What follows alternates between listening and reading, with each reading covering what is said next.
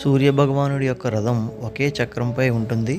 ఓ పక్కకు వాలి ఉత్తరం వైపుగా ప్రయాణించి తన దిశను మార్చుకొని మళ్ళీ దక్షిణం వైపు ప్రయాణిస్తుంది అని మన ప్రవచనకారుడు చెప్తుండగా విన్నాను. దీన్నే ఉత్తరాయణం దక్షిణాయనం అంటారని ఆయన చెప్పారు. ఏడాది పొడుగునా సూర్యోదయం ఒకే చోట జరగదని వివరించడం కోసం ఈ విషయాన్ని ఇలా చెప్పారు. రథానికి 2 చక్రాలు పెట్టచ్చు కదా, ఒక చక్రం ఎందుకు పెట్టారు? 2 చక్రాలు పెడితే రథం ఎప్పుడు నేరుగానే వెళ్తుంది. ఒక చక్రం పెట్టడం వల్ల అది తిరిగి మళ్ళీ వెనక్కి రావడం, మరలా ముందుకు వెళ్ళడం చేస్తుంది. ఇది వివరించేందుకు ఒక చిన్న ప్రయోగం చేశాను.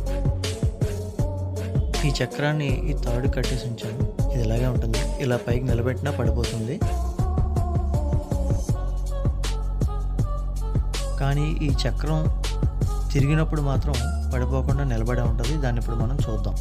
ఈ చక్రం తిరుగుతున్నంతసేపు ముందుకి మరియు వెనక్కి ప్రతిసారి తన గమనాన్ని మార్చుకుంటూ ఉంటుంది, మన సూర్యభగవానుడి రథం వలె.